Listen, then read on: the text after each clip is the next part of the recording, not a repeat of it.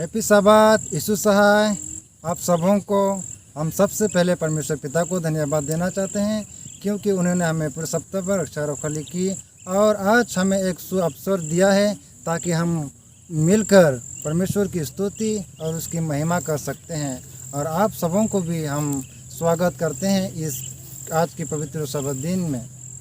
संहिता का किताब 150 का 1 में यहाँ परमेश्वर का वचन इस प्रकार कहता है कि याह की स्तुति करो, परमेश्वर के पवित्र स्थान में उसकी स्तुति करो, उसकी समर्थ से भरे हुए आकाश मंडल में उसकी स्तुति करो। आराधना सभा को शुरू करने से पहले सब कोई सिर झुकेंगे और प्रार्थना करेंगे। हे हमारे सारे सृष्टिकर्ता मालिक पिता परमेश्वर, आज सुंदर और तेरे विश्राम दिन के लिए हम धन्यवाद देते हैं पिता, क्योंकि तूने हमें मौका दिया है ताकि पिता हम तेरे बच्चे आज तेरे पवित्र भवन में आकर तेरे स्तुति और तेरे महिमा और तेरे प्रशंसा कर सके। पिता आज की पवित्र सब्त दिन में जितने कोई तेरे लोग आज की पवित्र सब्त दिन में आए हैं पिता, उन सबों को मैं तेरा हाथ में सौंपता हूँ। पिता क्या मांगू इस छोटी प्रार्थना मसीह के नाम से दया करके सुन और सगराज में ग्रहण कर। आमीन।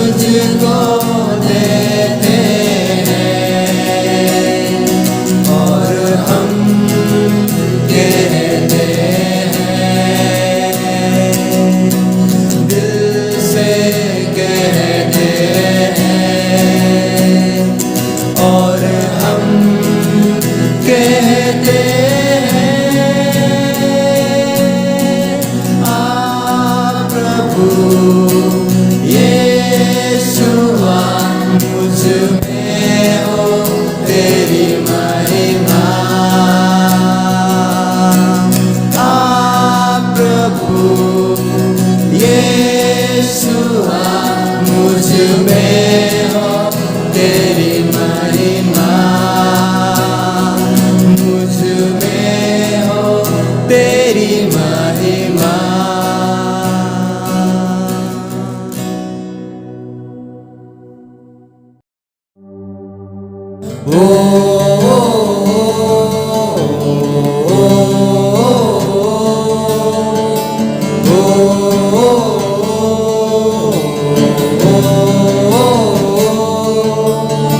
साथ चलता है वो, यीशु है मेरा, शत्रुओं से बचाता है, ढाल वो मेरा, जिसके नाम पवित्र है, चंगाई है मेरा, आदि और अनंत है, दाता है मेरा, वो मेरी चट्टान, मेरा गढ़, मेरा शरण स्थान, वो मेरी चट्टान, मेरा गढ़, मेरा शरण स्थान, ना डरूंगा मैं,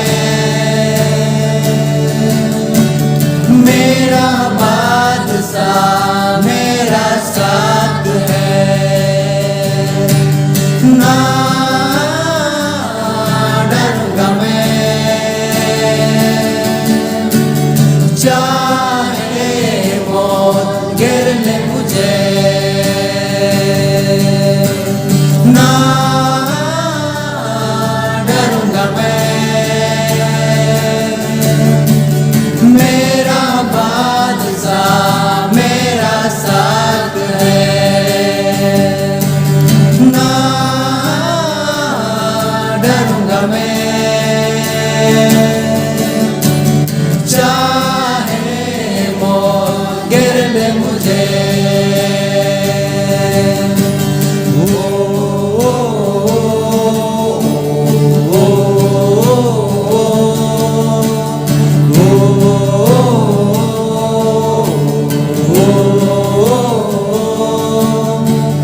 मार्ग सत्य और जीवन, यीशु है मेरा, तूफान भी थम जाए, भरोसा है मेरा, भूखों को खिलाता है, जीवन है मेरा, मुश्किलों में वो साथ है, सहायक है मेरा, वो मेरी चट्टान, मेरा गढ़, मेरा शरण स्थान, वो मेरी चट्टान, मेरा गढ़, मेरा शरण स्थान, ना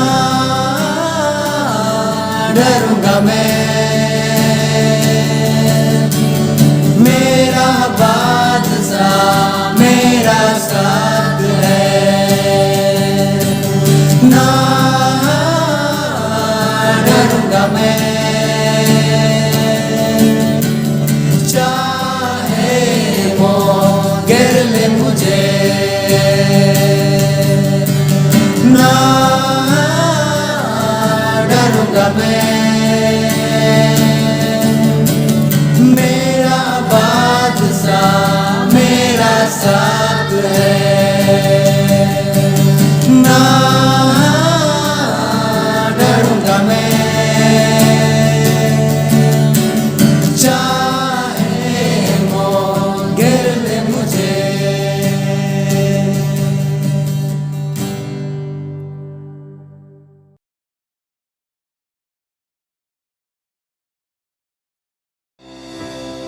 दुनिया के सबसे अधिक आबादी वाले द्वीपों में से एक 7 डे एडवेंटिस्ट स्कूल का घर है। 15,000 से अधिक लोग ईवाई में रहते हैं और अधिक से ज्यादा आबादी 18 साल से कम उम्र की है। हमने 2018 में इस छोटे से द्वीप का दौरा किया जब 13वीं सबत की भेंट का एक हिस्सा एडवेंटिस्ट स्कूल के मरम्मत में मदद करने के लिए दिया गया। उनकी समस्या थी दीमक और अति केंद्रित नमकीन हवा के कारण तेजी से गिरावट। ईबाई 7 day Adventist school pre kindergarten से कक्षा 12 तक 300 से अधिक छात्रों को शिक्षित करता है। छात्र विभिन्न विषयों के साथ साथ बाइबल की बातें भी सीखते हैं। स्कूल अपने चैपल में चर्च की सेवाएं भी रखते हैं। 2018 की चंदा में आपके योगदान के लिए धन्यवाद। पहली और दूसरी मंजिल के फर्श और दीवारों का नवीकरण पूरा हो गया है। अब कर्मचारी और छात्र पुस्तकालय और कार्यालय का उपयोग कर सकते हैं, कक्षा में भाग ले सकते हैं और चैपल जा सकते हैं, बिगड़ती इमारत की चिंता किए बगैर। और वे आपके भेंट के लिए बहुत आभारी हैं, जिसके कारण ये संभव हुआ।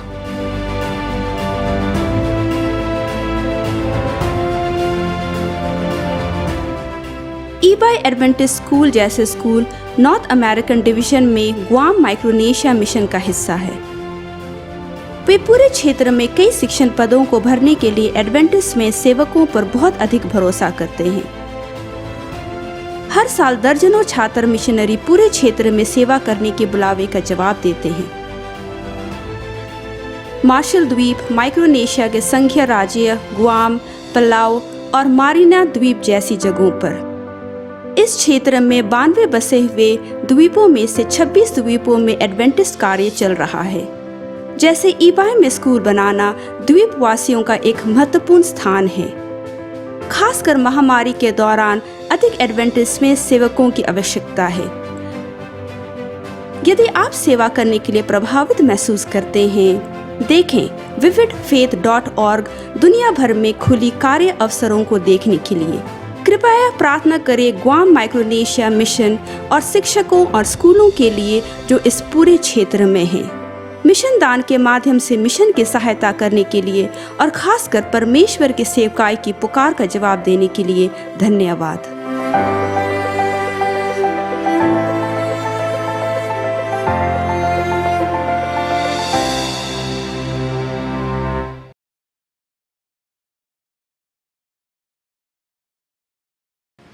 मैं जो डूबा था गुनाहों में, हाँ मैं मदहोश जग की राहों में, ये तेरा आवाज़ मुझको यूं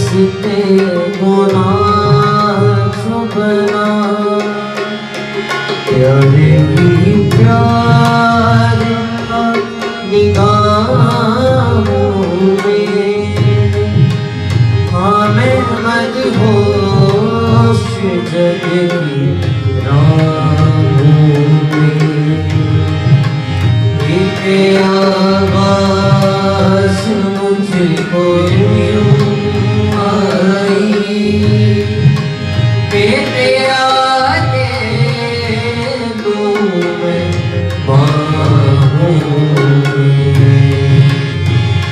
Lord,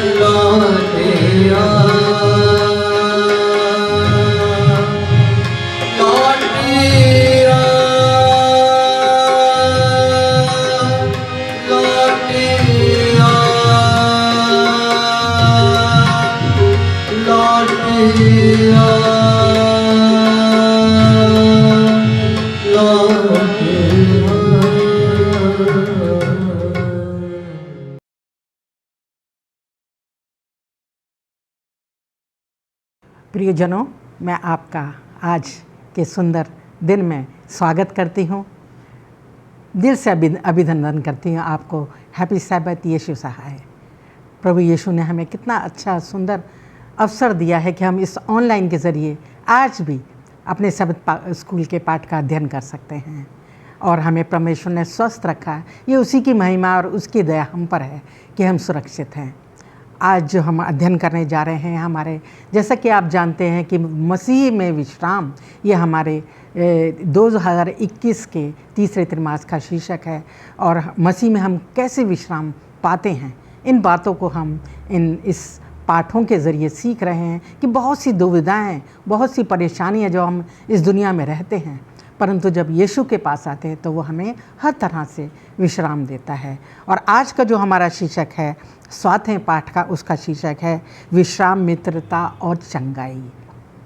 इससे पहले अजीज़ों के हम अपने अध्ययन में चले, मैं शुक्रिया अदा करती हूँ और स्वागत भी करना चाहती हूँ मिस्टर राजेश चंद आपका भी, और पास्टर भारती आप हमारे साथ हो सकते हैं हमारे इस अध्ययन को, पाठ को पढ़ाने के लिए। इससे पहले कि हम अध्ययन में चले, मैं चाहती हूँ कि मिस्टर राजेश चंद हमारी दुआ में अगुवाई करें। आइए प्रार्थना करते हैं। हमारे सर्वशक्तिमान परमेश्वर, हम आपका बहुत बहुत धन्यवाद करते हैं इस अच्छे समय के लिए जो आपने हमें दिया है कि हम यहाँ पर इकट्ठे होकर इस सब स्कूल के अध्ययन में भाग ले सकते हैं। परमेश्वर, हम धन्यवाद करते हैं कि आपने हमें ये अवसर प्रदान किया है कि हम आपके लिए कुछ कार्य कर सकते हैं प्रभु। और जब हम इस पाठ को पढ़ते हैं और इससे सीखते हैं प्रभु, आप हमें बुद्धि और सामर्थ्य और शक्ति और ज्ञान दें ताकि हम इस पाठ को भली बात ही समझ सकें और जो बातें हम यहाँ से सीखते हैं वो हम अपने जीवन में उनका अनुसरण कर सकें। प्रभु, हम धन्यवाद करते हैं उन सारे लोगों के लिए जो इस पाठ को सुनेंगे और देखेंगे प्रभु, आप उन्हें भी पवित्र आत्मा का भरपूर ज्ञान और सहयोग दें ताकि वो इस पाठ को अच्छी तरह से समझ सकें। हम इस ऑनलाइन मिनिस्ट्री को आपके हाथ में सौंपते हैं प्रभु, और आपसे प्रार्थना करते हैं कि आप हमें आशीष दें ताकि हम आपके इस महान कार्य को आगे बढ़ा सकें और जो आपने हमें मिशन दिया है हम उसको संपूर्ण कर सकें। ये छोटी विनती प्रभु यीशु मसीह के नाम से मांगते हैं, दया से सुने और ग्रहण करें। आमीन। आमीन। प्रिय दर्शकों, मैं आज का जो हमारा याद वचन है उसको आपके साथ बांटना चाहती हूँ। आप भी अपनी बाइबल खोल सकते हैं। ये उत्पत्ति की किताब उसकी 45 अध्याय के 5वें पद से लिया गया है। 45 और उसका 5 पद इस तरह से लिखा है उत्पत्ति की किताब में, अब तुम लोग मत पछताओ और तुमने जो मुझे यहाँ बेच डाला है इससे उदास मत हो, क्योंकि परमेश्वर ने तुम्हारे प्राणों को बचाने के लिए मुझे तुम्हारे आगे भेज दिया है।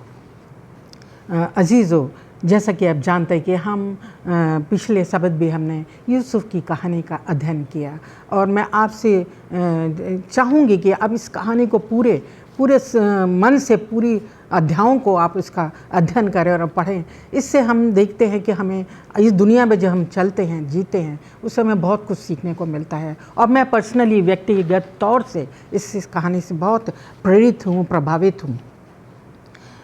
हमारी इसमें सब स्कूल के अध्ययन में एक छोटी सी कहानी का घटना का वर्णन किया है गया है कि एक कैदी है जो कि 14 साल से जेल में है।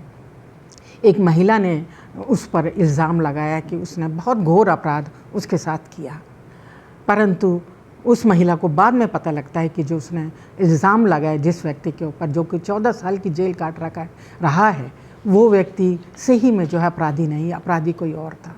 और उसका दिल जो है उस समय, उस महिला का दिल उस व्यक्ति के प्रति बहुत ही नफ़रत से भरा हुआ था, और वो चाहती थी इतना नफ़रत कि वो मर जाए। परंतु जो है हम जब उसको ये पता लगता है कि नहीं, वो तो मासूम है, उसने अपराध नहीं किया बल्कि किसी और ने किया है, तो उसका दिल अंदर से जो है बहुत पसीज जाता है और बहुत क्षमा के लिए उसको प्रेरित मन करता है, उसका विवेक उसको क्षमा के लिए प्रेरित करता है, और वो जाती है और उसको मिलती है। और उसको हम देखते हैं इस कहानी में कि वो जो व्यक्ति है जब उसको देखता है तो वो जो है उसको क्षमा कर देता है उस महिला को, और वो बड़ी तसल्ली और सुख का अनुभव करती है। और वो ये अपने मन में सोचती है कि कैसे इस व्यक्ति ने मुझे इतनी आसानी से क्षमा कर दिया। अजीज़ों, हम आज अपने जो यूसुफ की कहानी में भी हम यही देख रहे हैं कि किस तरीके से जो है यूसुफ जो है बहुत आसानी से भूल जाता है जो उसके साथ अतीत में किया गया अपराध, जो उसके भाइयों ने, जो उसके परिवार के अपने सदस्य थे, जिन्होंने उसके साथ कितना घोर अपराध किया कि उसको जो है किस तरीके से एक जलन की वजह से, एक ईर्ष्या के होने की वजह से उसको जो है उन्होंने बेच दिया, और वो कितने सालों से अपनी जवानी जो है ऐसे खो देता है। और परंतु जो है वो जो है उसके बाद उसके मन में जो भाव आते हैं वो भूल जाता है उसके पापों को। पास भारती से मैं चाहती हूँ कि इस विषय पर थोड़ी सी रोशनी डालें कि अतीत में किए गए जो हम व्यवहार होता है वो जो है बदला लेने की भावना को जगाता है, परंतु यूसुफ ऐसा नहीं करता। बाइबल हमें इस बारे में क्या सिखाती है, आप अपने विचार बताएं। ये जो आपने अभी आज के पर्चे के बारे में बताया, यूसुफ के जीवन की जो घटना है उसको आपने यहाँ पर थोड़ा सा जो है जिक्र किया है, और जो आपने सवाल पूछा है वो भी हम तमाम आम आदमी लोगों के लिए, तमाम मसीह लोगों के लिए, तमाम हर एक व्यक्ति के लिए ये जो है एक अहम सवाल है जो हमारे बार बार हमारे दिलों में आता है, जिनके साथ जो है वो अपराध किया जाता है, जिनके सामने जो है वो मुश्किलें खड़ी की जाती हैं।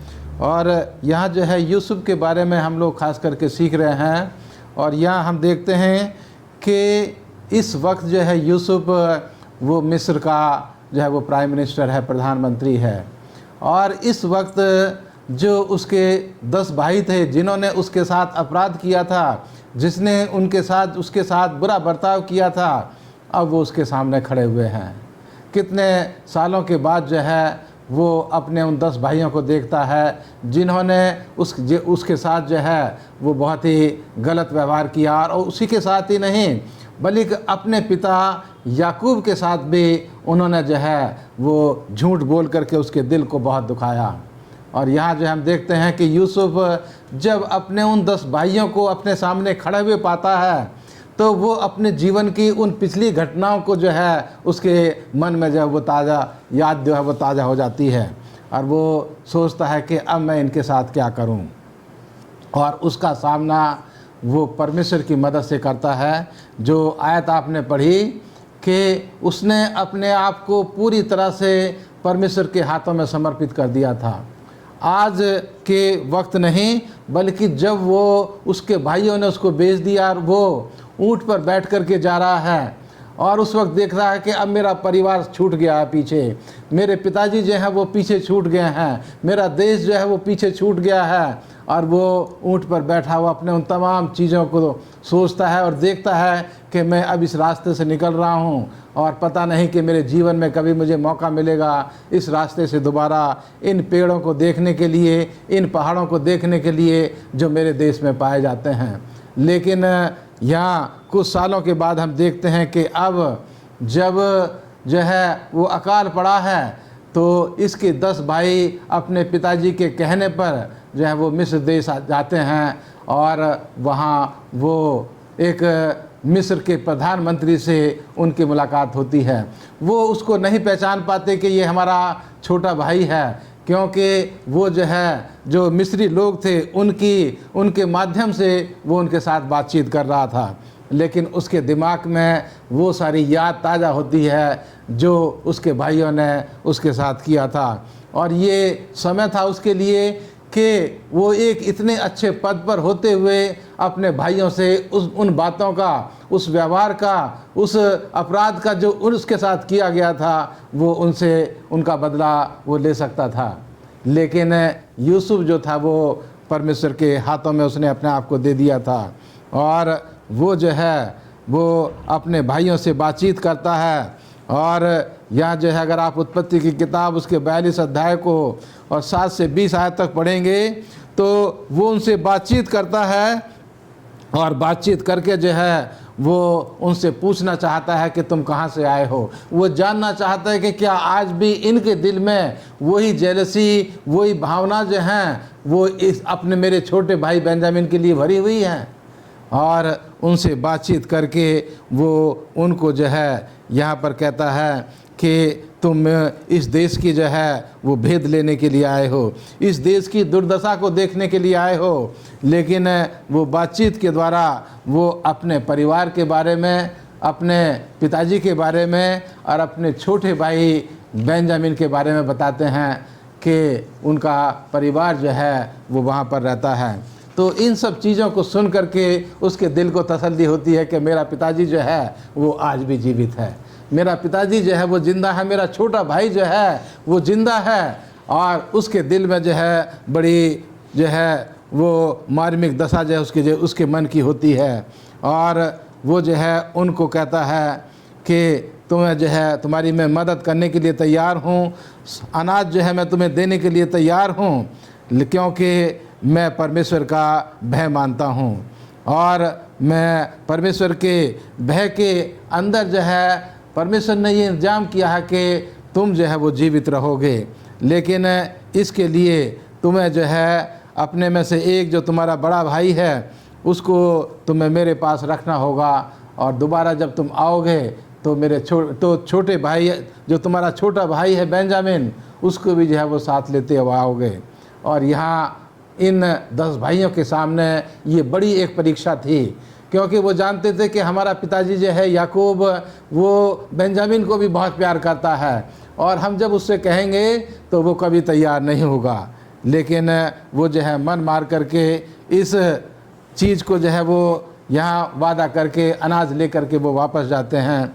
और जो आपने बताया कि यूसुफ ने जो है वो परमेश्वर के भय में अपना जीवन जीना जो था वो सीख लिया था, और वो जानता था कि परमेश्वर जो है वो लोगों के गुनाहों को, लोगों के पापों को, लोगों के अपराधों को वो क्षमा करता है। और इसलिए इस समय जो है उसके मन में ये भावना आती है कि मैं कौन होता हूँ इन लोगों को सज़ा देने वाला। जब परमेश्वर जो है क्षमा करता है तो मैं भी जो है इनको इनके अपराध के लिए क्षमा करता हूँ। तो इससे हम सीखते हैं कि जैसे यूसुफ ने अपने अपराधियों को क्षमा किया, हम भी जो है अपने अपराधियों को क्षमा करें और परमेश्वर जो है इसका प्रतिफल वो हमें देगा। शुक्रगुजार हूँ पास्टर भारती आपका इतने अच्छे विचारों के लिए।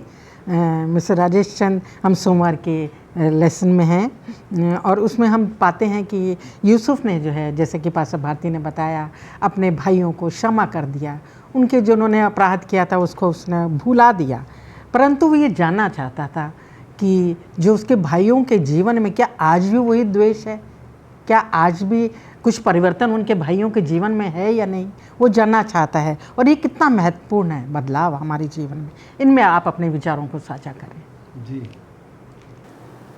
जैसा कि आपने कहा है कि जोसेफ के जो और यूसुफ के जो भाई लोग थे वो मिस्र में आते हैं और यूसुफ जो है उनको देखता है तो वो जानना चाहता है कि उसके भाइयों ने जो भी उसके साथ किया है उसके लिए उन्हें पछतावा है कि नहीं। तो करीब मेरे ख्याल में 2 साल बीत चुके थे जब ये महामारी और भुखमरी शुरू हुई थी इज़राइल में, और वहाँ खाने की पूरी कमी हो गई थी, वहाँ कुछ खाना नहीं था। और यूसुफ के भाई लोग हैं, उनके पिता उनको बोलते हैं कि खाना लेने के लिए, अनाज लेने के लिए आप लोग मिस्र जाओ। तो ये सारे भाई लोग वहाँ पर आते हैं।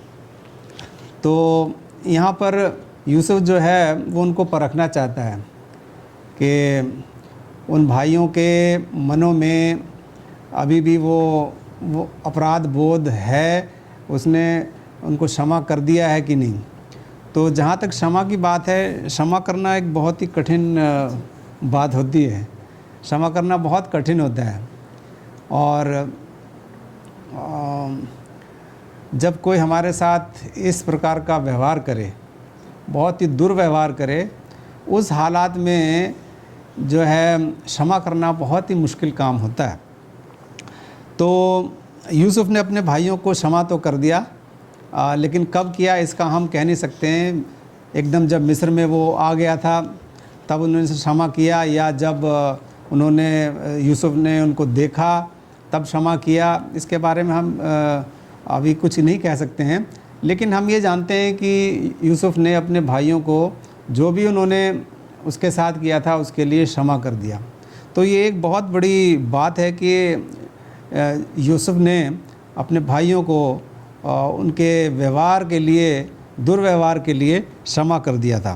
क्षमा जो है वो जब हम धर्मशास्त्र का अध्ययन करते हैं तो हमें पता चलता है कि ये हमारे बारे में है और ये उस व्यक्ति से अधिक है जिसने हमारे साथ अन्याय किया। जिस प्रकार से यीशु मसीह के साथ अन्याय हुआ, तो यीशु मसीह ने क्या कहा? उन सबको क्षमा कर दिया जिन्होंने उनके साथ बुरा किया था। तो यूसुफ ने भी अपने भाइयों को माफ़ कर दिया, लेकिन वह उन चीज़ों को वैसा होने देने को तैयार नहीं है जिस तरीके से अतीत में या उसके बीते जीवन में हुआ था। इसलिए यूसुफ को ये सुनिश्चित करना है कि उसके भाई सचमुच बदल गए हैं या नहीं बदले हैं, उनके मनों में अभी भी यूसुफ के लिए किस प्रकार की भावना है, इसको सुनिश्चित करना है। तो इसके लिए हम उत्पत्ति की किताब उसका 42वां अध्याय और उसके 21 पद से 24 पद तक हम वहाँ पर पढ़ सकते हैं और उससे हमें पता चलता है। यूसुफ ने अपने भाइयों की जो बातचीत थी उसको उसने सुना था। हालांकि शायद वो अलग भाषा बोलते थे, लेकिन यूसुफ ने एक दुभाषिया रखा हुआ था जो बातों को समझ सकता था। तो लेकिन ये बातें जो हैं उसके भाइयों को नहीं पता थी, कि भाई जो थे वो नहीं जानते हैं कि यूसुफ और जो भी, हालांकि वो उसको नहीं पहचानते थे, लेकिन ये भी नहीं जानते थे कि वो उनकी भाषा को समझ सकता है। तो यूसुफ ने अपने भाइयों के उन विचारों को जब वो बात करते थे उनको उसने सुना था। और भाइयों ने सोचा कि यूसुफ को गुलामी में बेचकर वे अपने सपनों से मुक्त होंगे उनके बारे में उनकी बुरी खबरें और उनके पिता को देखना जोसेफ को ये अच्छा लगता है। क्या उन्हें ये वो आराम मिला जिसकी वो आशा करते थे, जो वो चाहते थे, या जोसेफ से या यूसुफ से छुटकारा चाहते थे? क्या उससे उन्हें कुछ आराम मिला? हमारा पाठ हमें बताता है कि हरगिज़ नहीं, उन्हें वो आराम नहीं मिला। उन्होंने इन सभी वर्षों में क्या किया? एक अपराध बोध महसूस किया। उन्हें एक आत्मग्लानि उनको होती थी, क्योंकि उन्होंने अपने भाई के साथ ऐसा व्यवहार किया था। उनके मन जो हैं वो अपराध बोध से भर जाते हैं। उनके दिलों में बहुत द्वेष जो भावना थी वो अब नहीं रहती है, और उनके दिल जो चकनाचूर हो गए थे। और वह इस बात से भी डर गए थे कि यूसुफ के साथ उन्होंने जो किया है उसके लिए परमेश्वर उन्हें सज़ा देगा या उन्हें दंडित करेगा। यूसुफ अपने दुख के लिए खेद महसूस करता है, और वो उनके लिए रोता भी है। जब यूसुफ अपने भाइयों को बात करते सुनता है तो वो रोता है। और लेकिन फिर भी जो है यूसुफ ये जानना चाहता है कि उसके भाइयों का मन जो है वो सचमुच में बदल गया है कि नहीं बदला है। तो इसके लिए हम और आगे पढ़ सकते हैं। उत्पत्ति की किताब में 42-20वें पद और आगे पढ़ सकते हैं। जब यूसुफ उसको शिमोन को रख लेता है अपने पास और अपने भाइयों से कहता है कि तुम वापस जाके अपने छोटे भाई को लेके आओगे तब मैं विश्वास करूँगा, क्योंकि यूसुफ ने उनको कहा था कि तुम भेदिए हो, तुम यहाँ का भेद लेने आए हो। तो उसके भाई लोग जो हैं वो कहते हैं नहीं, हम भेदिए नहीं है, हम हमारे परिवार में इतने भाई हैं, हमारे पिता हैं। तो यूसुफ को ये जान के खुशी भी होती है कि उसका जो पिता है वो जीवित है, और उसका जो भाई है, छोटा भाई बिन्यामीन, वो भी अभी जीवित है। तो फिर भी यूसुफ जो है वो अपने भाइयों से कहता है कि तुम जाके उस छोटे वाले भाई को लेके आओ अपने साथ, और उसके बदले में तुम अपने एक भाई को यहाँ पर छोड़ दो जिसे मैं कैदी बना के रखूँगा। हम देखते हैं कि यूसुफ जो है उनके साथ दुर्व्यवहार नहीं करता है, हालांकि वो जानता है, लेकिन फिर भी वो उनको एक बार और परखना चाहता है। वे ऐसा नहीं करते, लेकिन यूसुफ अभी भी अपने भाइयों पर भरोसा करने के लिए तैयार नहीं है, और वह जानता है कि वे कितने मुश्किल हो सकते हैं, क्योंकि उसके साथ जो व्यवहार किया गया था उस अतीत में, उसको याद करके जोसेफ और यूसुफ जो है ये बात सोचता है, क्योंकि उन्होंने पूरे शहर में झूठ बोला था, और यूसुफ जानता है कि उन्होंने अपने पिता को उसके दास्ता में बेचे जाने के बारे में भी ज़रूर झूठ बोला होगा। इसलिए यूसुफ उन्हें एक और परीक्षा लेने के लिए अपना मन बनाता है, और हम देखते हैं कि आगे कहानी में ये किस प्रकार से ये कहानी आगे बढ़ती है। जी, शुक्रगुजार हूँ मिस्टर राजेश चंद, आपने इतने अच्छे से हमें समझाया। और ये अजीज़ों बहुत ज़रूरी है, हम अपनी दुनियावी उसमें भी देखते कि हम गलतियाँ करते हैं और हमें जो बहुत ग्लानि होती है, तो उसके बाद जो है हमारे जीवन में परिवर्तन आना चाहिए, हमारे व्यवहार में परिवर्तन आना चाहिए।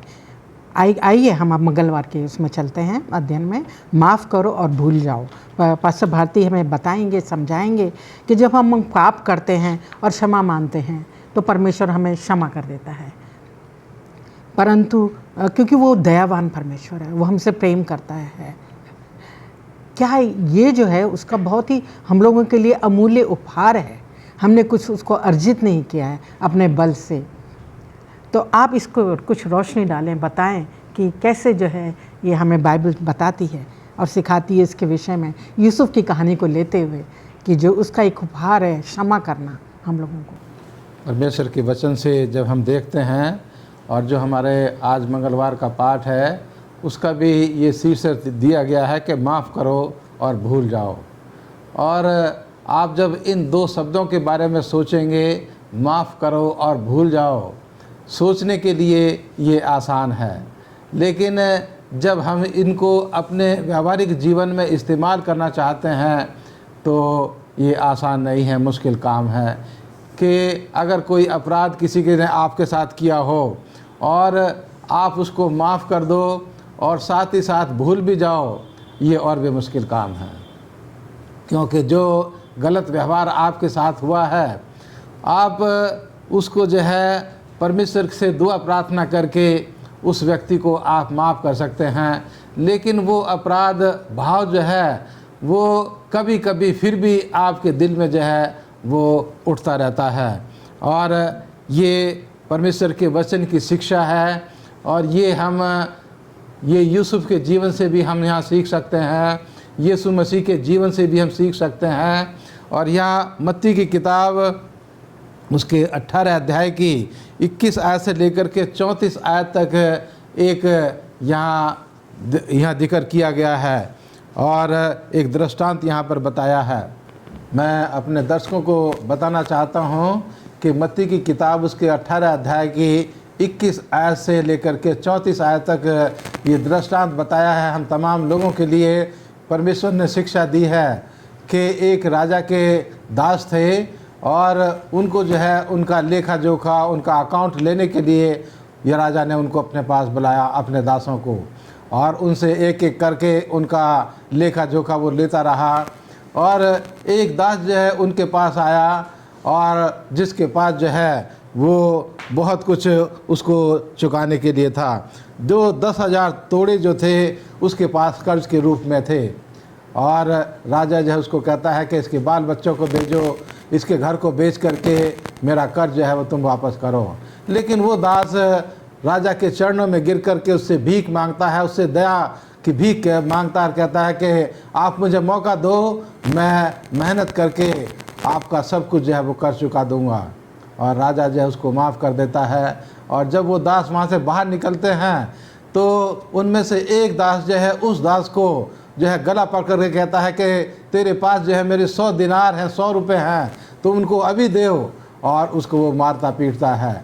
दूसरे दास जो थे वो उसको देखते हैं और जा कर के उसकी शिकायत राजा को कहते हैं। राजा उनको वापस बुलाता है और उनको जो है जिसने एक दास का जो था 100 रुपये के लिए केवल कॉलर पकड़ा था, उसकी पिटाई की थी, उसको जो है वो सज़ा देता है और बाकी को जो है वो माफ़ कर देता है।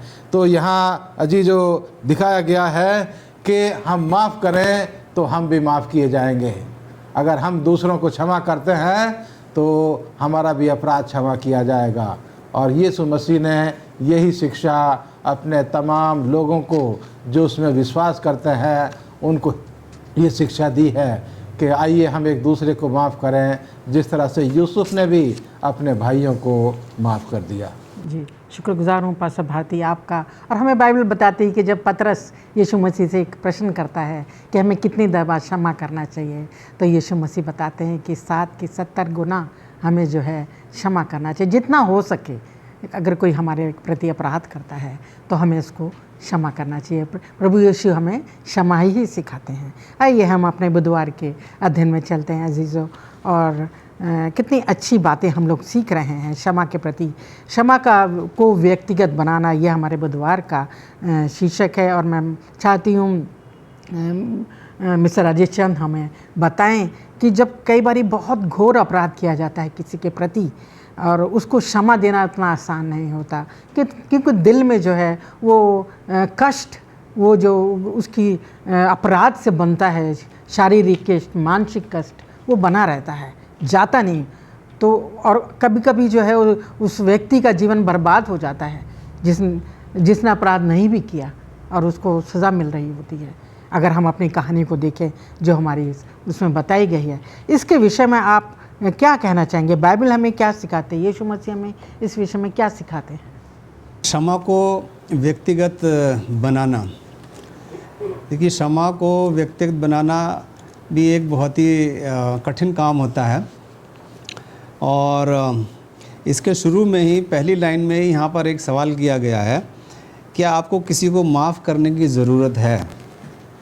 तो हमें माफ़ करने की ज़रूरत कब होती है? जब हम आहत होते हैं, जब कोई हमारे प्रति बुराई करता है या कुछ ख़राब करता है हमारे साथ, तो हम आहत होते हैं। और जब हम आहत होते हैं तो हमारे हृदय में गुस्सा होता है, हमारे मन में उस व्यक्ति के प्रति गुस्सा भरा होता है। तो देखिए यहाँ पे ये दो चीज़ें बहुत ही अहम हैं, बहुत ही ज़रूरी हैं, गुस्सा और क्षमा। तो जब तक हमारे मनों में गुस्सा रहेगा तब तक हम क्षमा नहीं कर सकते। क्षमा करना बहुत कठिन होगा उस हालात में जब हमारे मनों में गुस्सा भरा होगा उस व्यक्ति के प्रति। तो सबसे पहले तो हमें अपने मनों से गुस्से को निकालना है और हमें इस बात को भी महसूस करना है, हमें स्वीकार करना है कि हम आहत हैं। यदि हम आहत हैं तो हमें क्षमा करने की ज़रूरत है और क्षमा हम जब भी कर पाएंगे जब हम उस गुस्से को अपने मनों से निकाल देंगे। तो ये दो चीज़ें बहुत ही ज़रूरी हैं और हमारा गुस्सा होना भी एक स्वाभाविक बात है। जब हम हमारे प्रति कोई बुराई करता है तो ये बहुत ही स्वाभाविक बात है कि हम गुस्सा हो जाते हैं। और भजन संहिता का जो लेखक है वो बोलता है, डेविड हमें बोलता है कि हम बेझिझक परमेश्वर के पास जाएं और परमेश्वर जो है हमें सामर्थ्य और शक्ति देगा उस व्यक्ति को क्षमा करने के लिए। तो हम यहाँ देखते हैं कि यूसुफ की कहानी में भी जब वो अपने भाइयों को रोते हुए देखता है और उनसे मिलता है तो वो अपने अतीत के कुछ दर्द को महसूस करता है और यीशु क्षमा मांगने के लिए हमारी प्रतीक्षा नहीं करता है। तो ये एक बहुत ही अच्छी बात है जो हमें अपने जीवन में लगानी चाहिए या उसका अनुसरण करना चाहिए। हम जो है इंतज़ार ना करें, वेट ना करें कि हम उस व्यक्ति को क्षमा करेंगे या हम उस समय क्षमा करेंगे या कुछ समय बाद क्षमा करेंगे। हमें तुरंत क्षमा कर देना चाहिए और परमेश्वर ने हमें यही सिखाया है। लूका की किताब में हम पढ़ते हैं, मत्ती की किताब में पढ़ते हैं कि हमें किस प्रकार से करना चाहिए। जो लोग हमें चोट पहुंचाते हैं और हमें हमारी बुराई करते हैं तो हमें किस प्रकार से उनके साथ व्यवहार करना चाहिए। क्षमा और प्यार दोनों एक विकल्प के साथ शुरू होते हैं, वे एक भावना से शुरू नहीं होते हैं। तो हमें लोगों को माफ़ करने का विकल्प जो है वो ढूंढना चाहिए। भले ही हम उन्हें माफ़ करने के लिए एकदम से तैयार ना हों, लेकिन परमेश्वर हमें शक्ति देगा और हम उस व्यक्ति को माफ़ कर पाएंगे। सो मनुष्य से तो ये हो नहीं सकता है, परंतु परमेश्वर से सब कुछ हो सकता है और परमेश्वर जो है सब कार्य हमारे जीवन में संभव कर सकता है। यदि हम परमेश्वर के पास जाते हैं और उससे सामर्थ्य और शक्ति मांगते हैं, अगर हमें किसी को माफ़ करने की ज़रूरत है और हमारा मन कहता है तो हम परमेश्वर से प्रार्थना कर सकते हैं। परमेश्वर हमें शक्ति देगा, हम उस व्यक्ति को माफ़ कर पाएंगे। क्षमा करना जो है ये बहुत ही कठिन कार्य होता है और हमेशा हम क्षमा कर भी नहीं पाते हैं। जब तक हम परमेश्वर की सहायता नहीं मांगेंगे तब तक हम किसी को क्षमा देने में असमर्थ रहेंगे। तो हमारे मन में जो क्रोध और घृणा जो होती है उसे हमें पकड़े रहना नहीं चाहिए। आज का पाठ जो हमें ये बताता है कि हमें क्रोध और घृणा को हमारे मनों से निकाल देना चाहिए। गुस्सा और नफ़रत ये चंगाई करने को कठिन बनाते हैं। बहुत ही अच्छी बात यहाँ लिखी गई है। नफ़रत और गुस्सा ये दो चीज़ें जो हैं ये जब तक हमारे मनों में रहेंगी तो हम आत्मिक रूप से चंगाई नहीं पा सकते। यदि हमें आत्मिक रूप से चंगाई पानी है तो हमें ये इन दो भावनाओं को हमारे मनों से निकाल देना चाहिए। हमारे दिल और गुस्से से जब भरे होते हैं तो ये चीज़ संभव नहीं हो सकती। हम किसी को क्षमा देने में सक्षम नहीं हो सकते। तो यही आज का पाठ जो हमें बताता है कि हमें अपने मनों से घृणा, नफ़रत, द्वेष और गुस्से को निकाल देना है, तभी हम किसी को क्षमा देने में सफल हो सकते हैं। परमेश्वर ने, यीशु मसीह ने भी क्रूस पर यही कहा था कि उन लोगों को, हे पिता उन लोगों को क्षमा कर, क्योंकि वो नहीं जानते कि वो क्या कर रहे हैं। तो यीशु मसीह ने भी सबको क्षमा किया है, तो इसलिए हमें भी दूसरों को क्षमा करना चाहिए। शुक्रगुजार हूँ मिस्टर राजेश चंद आपका, इतने अच्छे विचार आपने हम लोग हमारे अजीज़ों के साथ साझा किए। और ये सही बात है कि यीशु मसीह तो हमारे अपराधों को चाहता ही नहीं, देखता ही नहीं कि हम जो हैं उससे माफ़ी मांगें उसकी तरफ, और हमें भी जो है क्षमा करना है और अपने दिलों में नफ़रत नहीं रखनी, मन से जो है उसको भुला देना है। आइए हम अपने गुरुवार के अध्ययन में चलते हैं अजीज़ों, और हम जिस गुरुवार का शीर्षक वो इस तरह से है, यूसुफ के जीवन में अच्छाई और बुराई के बीच। बस भारती, जैसे कि आप जानते हैं कि यूसुफ ने जो है भलाई और बुराई के बीच किसको चुना, जबकि उस पर बहुत सा इल्ज़ाम लगाया गया, जो कि पाप उसने, जो अपराध उसने नहीं किया, उसको जेल में डाल दिया गया। जबकि उसका देखते हैं कि उसका जीवन कितना भला था। पोतीफर के लिए अगर जब वो घर में रहा तो एक भला, बहुत ही भला जीवन उसने जिया। उसके बावजूद भी उसने जो है यूसुफ पर विश्वास नहीं किया, बल्कि अपनी पत्नी के बात को सच माना और उसे जेल में डलवा दी गया। और ये बातें बहुत कष्टदायी होती हैं, परंतु हम क्या देखते हैं कि जो यूसुफ का जीवन है, यूसुफ की जो जीवन शैली रही वो जो है भलाई की रही।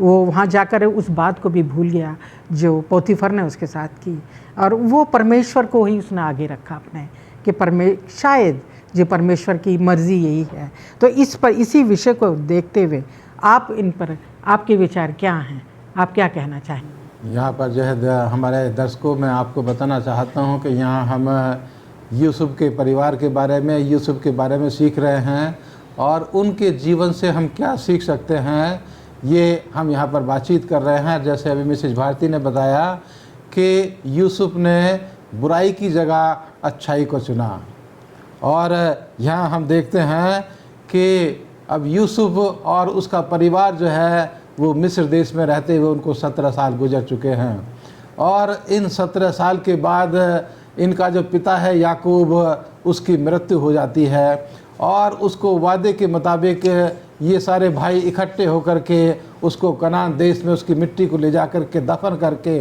ये वापस मिस्र देश में आते हैं।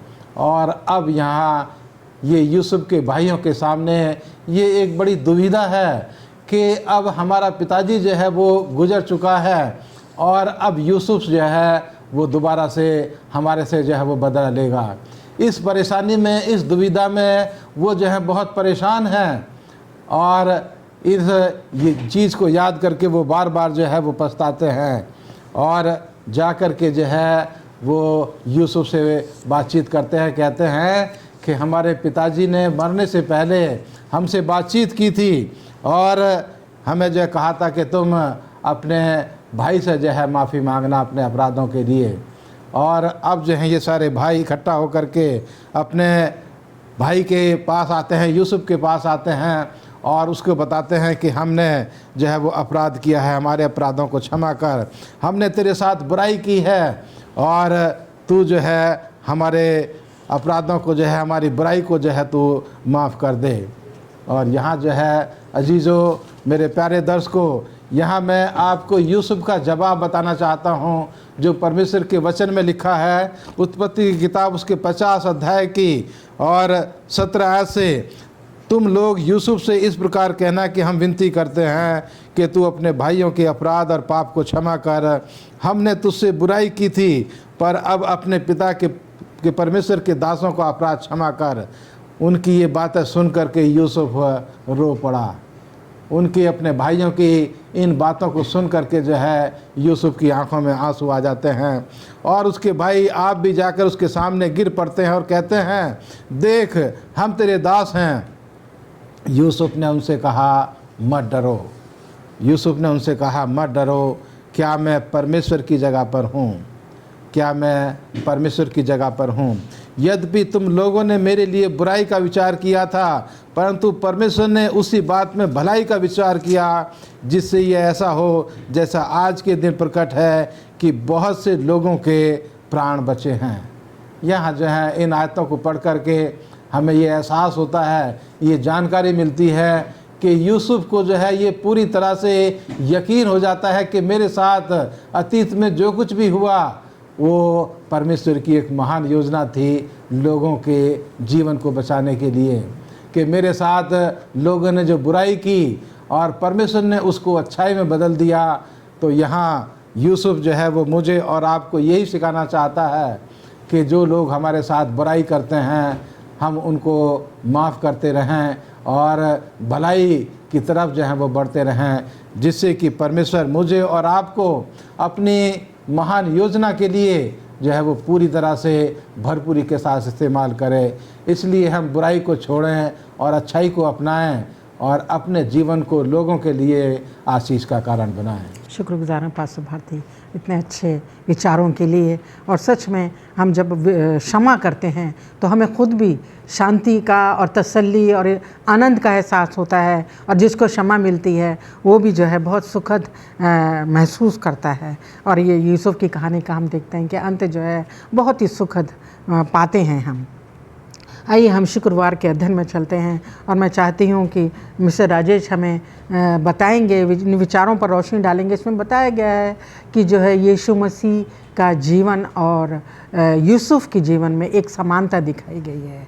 तो हम कैसे जो है उसको समानता को हम पाते हैं उनके जीवन में, यूसुफ के जीवन में यीशु मसीह की समानता कैसे हम पाते हैं? आप अपने विचार यहाँ पर प्रस्तुत करें। जी धन्यवाद मिस भारती। शुक्रवार का जो पाठ है उसे मैं बहुत ही संक्षेप में बताऊंगा। यहाँ पे मिसेस एलन जी वाइट ने बहुत ही अच्छे तरीके से इस बात को बताया है कि किस प्रकार से यूसुफ की जो कहानी है वो हमें क्या शिक्षा देती है। तो यूसुफ हमें कई तरीक़ों से यीशु को दिखाता है या दर्शाता है। यूसुफ को उसके भाइयों ने उन लोगों के हाथ भेज दिया था, जैसा कि हम कहानी में पढ़ते और हम जानते हैं, जो कि ईश्वर में विश्वास नहीं करते थे। यीशु भी दुश्मनों के हाथों अपने ही अनुयायियों द्वारा भेज दिया गया था। यूसुफ पर बिन किए का आरोप लगा, उसे जेल में डाल दिया गया, और जबकि वो निर्दोष था। उसी तरह लोग यीशु से भी नफ़रत करते थे और उसे अस्वीकार करते थे क्योंकि वो पवित्र था। यीशु कोई गलत काम करने का दोषी नहीं था, लेकिन उसे वैसे ही क्रूस पर लटका दिया गया था। तो जब लोग उसे चोट पहुंचाते हैं और उसके पक्ष में नहीं होते हैं, यूसुफ अपने भाइयों को भी माफ़ करने के लिए तैयार था। उसका दिल अपने भाइयों के लिए दया से भर जाता है, लेकिन यूसुफ के लिए उसके भाइयों का दिल जो है वो नफ़रत से भरा होता था, द्वेष से भरा होता था। ये नफ़रत स्वाभाविक नहीं है। यूसुफ हमें क्या दिखाता है? वो हमें यीशु मसीह को दिखाता है, हमारे उद्धारकर्ता को दिखाता है, जिसने तब शिकायत नहीं की जब बुरे लोग उसे चोट पहुंचाते थे और उससे नफ़रत करते थे। तो ये यूसुफ हमें यीशु के हत्यारों के लिए उसकी क्षमा को दर्शाता है। जिस प्रकार से यीशु ने क्षमा कर दिया अपने हत्यारों को, जिन्होंने उसको क्रूस पर लटकाया, उनको क्षमा कर दिया, उसी प्रकार से यूसुफ ने भी अपने भाइयों को क्षमा किया। और हमें यह दिखाया कि यीशु उन सभी लोगों को क्षमा करता है जो उसके पास आते हैं और अपने पापों को स्वीकार करते हैं और जो क्षमा चाहते हैं। तो इस प्रकार हम देखते हैं कि जो यूसुफ था वो हमें हमारे उद्धारकर्ता की तरफ पॉइंट करता है और उसके बारे में हमें बताता है। शुक्रगुजार हूँ मिस्टर राजेश चंद, आपने बहुत ही अच्छे ढंग से हमें सिखाया, और मैं शुक्रगुजार हूँ पास्टर आर भारती आपका और मिस्टर राजेश चंद आपका कि अपने इतने अच्छे विचारों को, यूसुफ की कहानी को लेते हुए आपने अपने विचारों को साझा किया। अजीज़ों, जिस तरह के से यूसुफ की कहानी हमारे बाइबल में दी गई है और वो हमारे जीवन शैली के लिए, हमारे इस दुनिया में जो हम व्यवहार करते हैं उसके विषय में हमें सिखाती है।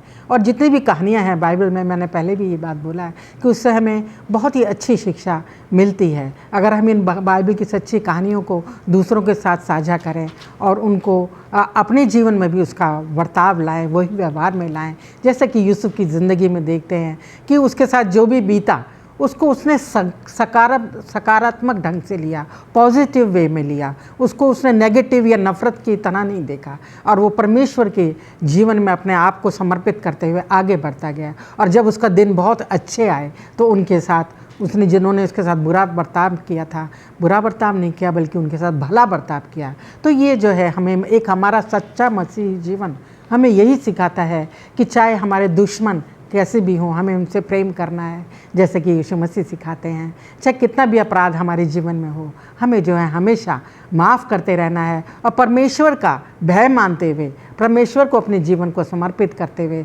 उसकी अगुवाई में ही, पवित्र आत्मा की अगुवाई में ही बढ़ते जाना है। और हमें जो है एक सुखद की अनुभूति होगी, शांति मिलेगी प्रभु यीशु में। जो है हमें, जब हम क्षमा कर देंगे और हमारे साथ भी कोई गुनाह करता है, हमें वो करता है, हम पर दोष लगाता है या कोई हमें कष्ट देता है, और उसको हम क्षमा कर देंगे, तो हमें जो है एक सुगत का अनुभव होगा। तो यही बातों को हम सीखते हुए अजीज़ों आज के अपने इस अध्ययन को समाप्त करेंगे। आप भी अपने इस जीवन शैली बनाएं, अपने जीवन में व्यवहार करें, और अजीज़ों इस तरह के व्यवहार को अपने जीवन में हम लेंगे और हमेशा इसी तरह का बर्ताव करते हुए, इन बातों को याद करते हुए आगे अपने जीवन को बढ़ाते चलें। और मैं अपने अध्ययन को यहाँ ख़त्म करती हूँ। हमेशा परमेश्वर हम सबको आशीष मिले, परमेश्वर आपको भी आशीष दे। और मैं चाहूँगी कि पासा आर भारती हमारी इस दुआ में अगुवाई करें। आइए प्रार्थना करें। हे प्रभु परमेश्वर, हमारे मालिक, हमारे सृष्टिकर्ता, हम अपने आप को और अपने तमाम दर्शकों को परमेश्वर तेरे हाथों में समर्पित करते हैं कि खुदावंद हमने जो कुछ भी सीखा है हम उसको समझ सकें, अपने जीवन में इस्तेमाल कर सकें। परमेश्वर हमारा जीवन एक दूसरे के लिए आशीष का जीवन बन सके, तो हमें भरपूरी के साथ इस्तेमाल कर। खुदावंद दुआ करते हैं अपने तमाम दर्शकों के लिए कि तो उनके हाथों पर, उनकी रोजी रोटी पर और उनके पशुधन पर परमेश्वर तेरी कसरत से बरकत हो, और हम तमाम को परमेश्वर तू अपनी महिमा के लिए इस्तेमाल कर। प्रार्थना को सुन और कबूल कर, मसीह यीशु के नाम में मांगते हैं, आमीन।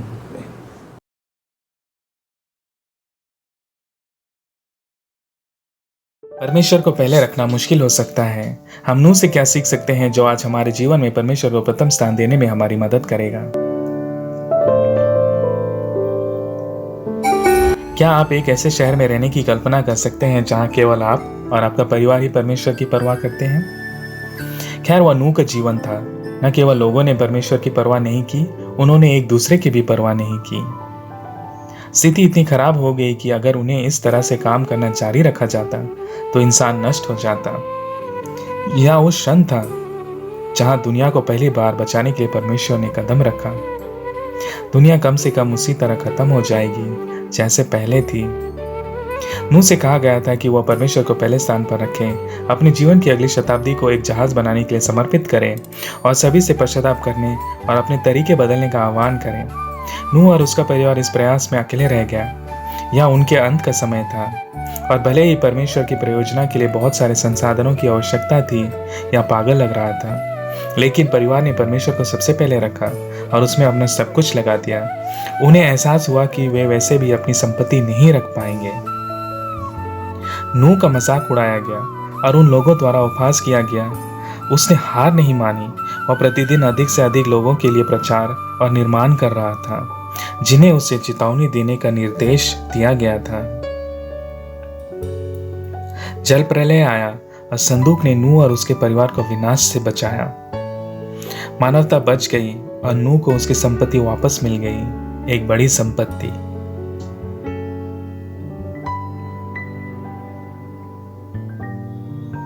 हमारे अंत के समय में हम अपनी प्रयोजनाओं और प्राथमिकताओं को पहले रखने के लिए ललचा सकते हैं। शायद आप कई संसाधनों के व्यवस्थापक हैं, या शायद आप अपनी ज़रूरतों को पूरा करने के लिए लगातार संघर्ष कर रहे हैं।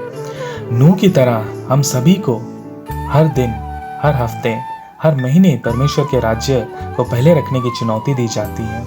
थोड़े समय में हम भी अपनी संपत्ति नहीं रख पाएंगे, वैसे भी सब कुछ खो जाएगा। लेकिन जो लोग परमेश्वर को पहले रखते हैं वे अपने प्रयासों के परिणाम को हर उस व्यक्ति के साथ देखेंगे जो बचाया जाएगा। परमेश्वर ने यह वादा किया है कि अन्य सभी चीज़ें उनके साथ जोड़ी जाएंगी, और परमेश्वर अपने वादों को हर तख्ती और कील के साथ पूरा करता है। नूह परमेश्वर को पहले स्थान पर रख रहा था, उसका उदाहरण हमें ऐसा करने के लिए विवश करता है। जब हम अपना दशमांश लौटाते हैं और अपना वचन देते हैं तो हमें चुनौती दी जाती है कि हम भी परमेश्वर को पहले रखें।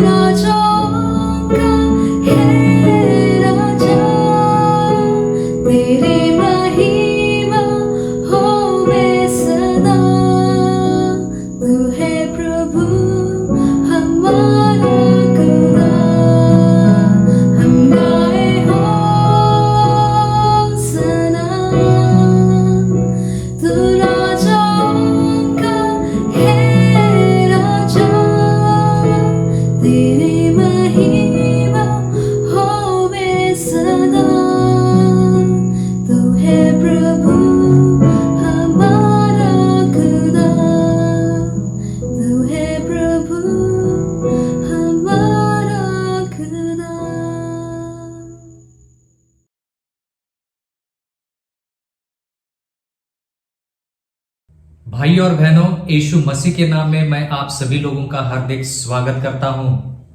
आप सभी लोगों को इस शबद दिन की हार्दिक शुभकामनाएं।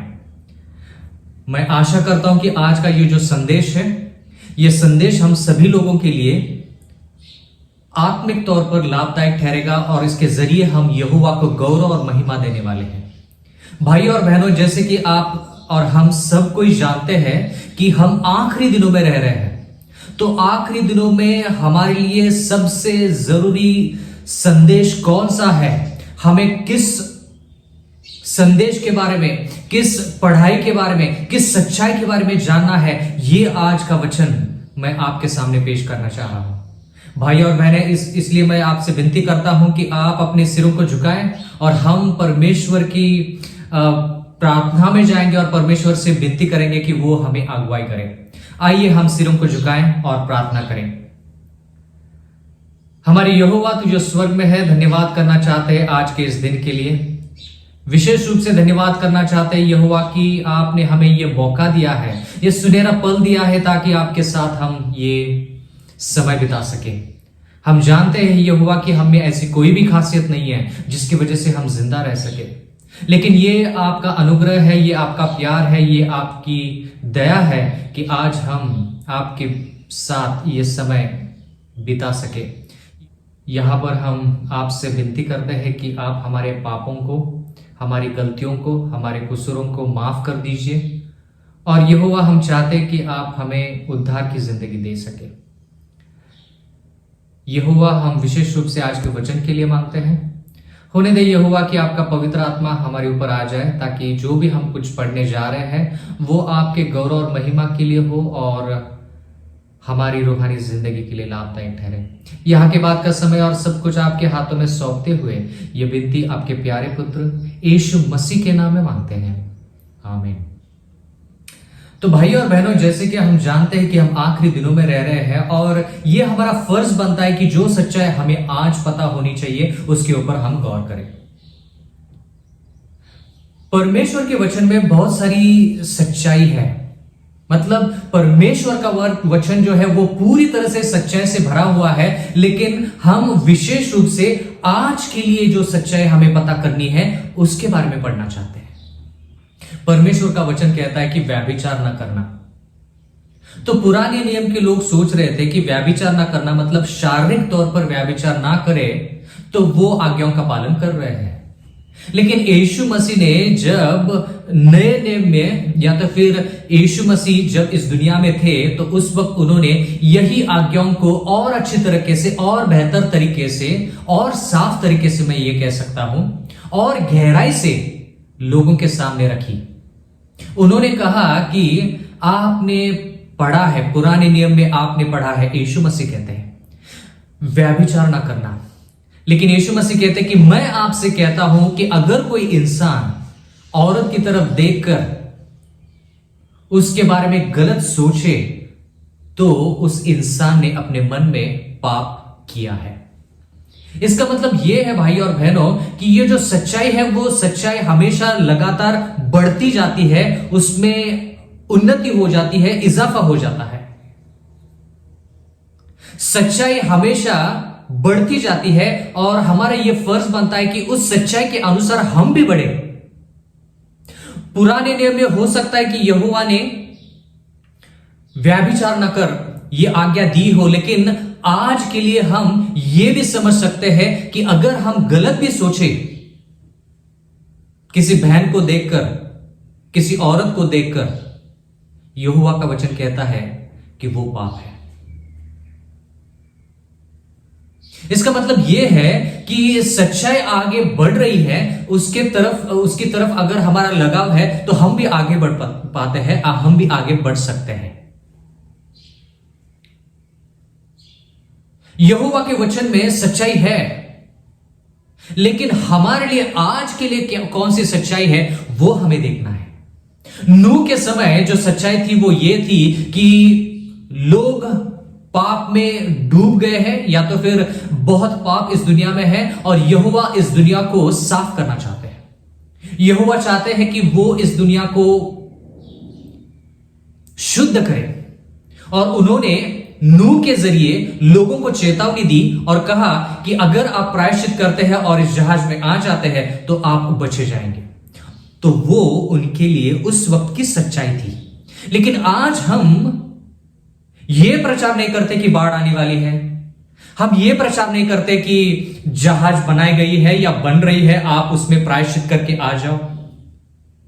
जो सच्चाई उस समय के लिए थी वो सच्चाई अब बढ़ चुकी है और उस सच्चाई के साथ हमें चलना है। इसलिए भाइयों और बहनों, आज का जो संदेश है वो संदेश हम सभी लोगों के लिए बहुत बहुत जरूरी है। आज के संदेश का शीर्षक है बदलाव एक जरूरत। बदलाव एक जरूरत। इसलिए मैं आपसे विनती करता हूं भाइयों और बहनों कि आज के वचन की तरफ गौर कीजिए, क्योंकि ये वचन परमेश्वर के शब्द, जिस शब्द से परमेश्वर ने पूरी दुनिया बनाई, जिस शब्द से परमेश्वर जिंदगियां बदलता है, आपकी भी जिंदगी आज वो बदलना चाहता है। हम इसमें अकेले नहीं हैं, हम इस लड़ाई में अकेले नहीं हैं। परमेश्वर यीशु मसीह हमारे साथ है, परमेश्वर यहोवा हमारे साथ है। अगर ऐसा है तो आइए भाइयों और बहनों मत्ती की किताब की तरफ जाएंगे। मत्ती की किताब उसका 24वां अध्याय और उसका 37वां वचन, मत्ती उसका 24वां अध्याय और 37वां वचन या तो फिर 37वां वचन यहां पे लिखता है, जैसे नूह के दिन थे वैसा ही मनुष्य के पुत्र का आना भी होगा। अब यहोवा का वचन कहता है कि अगर कोई इंसान जानना चाहता है कि यीशु मसीह का दूसरा आगमन कितना नजदीक है या तो फिर इस जगत का अंत कितना नजदीक है, यहोवा का वचन कहता है कि उसे नूह के दिन के बारे में पढ़ना होगा। मतलब जल प्रलय के पहले जैसे होता था उन दिनों के बारे में पढ़ना होगा। तब जाकर हमें पता चलेगा कि यीशु मसीह के आने के पहले ये दुनिया कैसी होगी। अगला वचन पढ़ेंगे, मत्ती उसका 24वां अध्याय और 38वां वचन लिखता है, गौर कीजिए, क्योंकि जैसे जल प्रलय से पहले के दिनों में, जल प्रलय के पहले के दिनों में मतलब जल प्रलय आने से पहले जैसे वो दिन थे बिल्कुल वैसे ही, क्योंकि जैसे जल प्रलय से पहले के दिनों में जिस दिन तक कि नूह जहाज पर न चढ़ा उस दिन तक लोग खाते पीते थे और उनमें ब्याह शादी होती थी। भाई और बहनों, क्या आप यहां पर देख रहे हैं कि यहोवा किस तरह की भाषा यहां पर इस्तेमाल कर रहे हैं? यहोवा उस तरह की भाषा इस्तेमाल कर रहे हैं मानो वो लोग अपने हर दिन की जिंदगी में व्यस्त थे। इसका मतलब यह है भाई और बहनों कि जल प्रलय के पहले नूह के दिनों में लोग खा रहे थे, पी रहे थे, वो शादी ब्याह कर रहे थे। इसका मतलब यह है कि जैसे उनकी हर दिन की जो जिंदगी थी वो वैसे ही चल रही थी। भाई और बहनों, यहां पर हम ये देखते हैं, अजीजों मैं आपसे विनती करता हूं कि अगर आप गौर करें तो खाना पीना जो है वो गलत नहीं है। यहोवा ने हमें बताया कि अच्छे तरह से खाना है और हमें अपनी सेहत के बारे में ख्याल रखना है। खाना पीना गलत नहीं है। यहां पर लोग जरूरी नहीं कि वो गलत खा रहे थे, गलत पी रहे थे। कुछ लोग सही भी खाना खा रहे होंगे, कुछ लोग सही चीजें कर रहे होंगे। यहां पर लिखा है कि वो शादी कर रहे थे। शादी या तो फिर विवाह, ब्याह जो है वो परमेश्वर की देन है। लेकिन यहां पर यह बातों के बारे में यहोवा ने जिक्र क्यों किया है? अगर यहोवा पाप के बारे में बताते और कहते कि लोगों के बीच में पाप ज्यादा हो रहा है, इसकी वजह से मैं लोगों का नाश करने वाला हूं, उनको नष्ट करने वाला हूं, तो हम समझ सकते थे। लेकिन यहां पर खाना पीना पाप नहीं है, ब्याह शादी पाप नहीं है, लेकिन फिर भी यहोवा ने इसके बारे में यहां पे जिक्र किया है। सोचिए भाई और बहनों, क्यों? इसका मतलब यह है कि पाप की वजह से नाश लोगों का हो जाना या तो फिर इस दुनिया को खत्म करना, ये आम बात है। इसमें सोचने वाली ज्यादा बात नहीं है कि पाप की वजह से लोग नष्ट हो जाते हैं। लेकिन यहोवा का वचन यहां पे क्या कहता है? अगर कोई इंसान अपनी हर दिन की जिंदगी, अगर अच्छी जिंदगी बिना यीशु मसीह को जहन में रखते हुए, बिना यीशु मसीह को विचार में रखते हुए अगर वो जिंदगी जी रहा है, भले ही वो अच्छा खाना खाए, भले ही वो सही इंसान के साथ शादी करे, लेकिन अगर उसका ध्यान यीशु मसीह और उद्धार की जिंदगी की तरफ नहीं है तो वो खो जाएगा। भाई और बहनों, मैं आपको साफ तरीके से कहना चाहता हूं, हो सकता है कि हमें ये वचन पढ़ने के वजह से हो सकता है कि हमारे दिलो दिमाग को वो वचन चुभ जाए, लेकिन सच्चाई है इस दुनिया में हर कोई इंसान खून नहीं करता, व्याभिचार नहीं करता। काफी लोग इस दुनिया में हैं जो शाकाहार भोजन खाते हैं। मैं ये नहीं कह रहा हूं कि ज्यादा तौर से लोग, मैं ये कह रहा हूं कि बहुत सारे ऐसे लोग हैं जो शाकाहार भोजन खाते हैं, जिनकी शादी सही इंसान से हुई है, जो उनके काम में नेक है,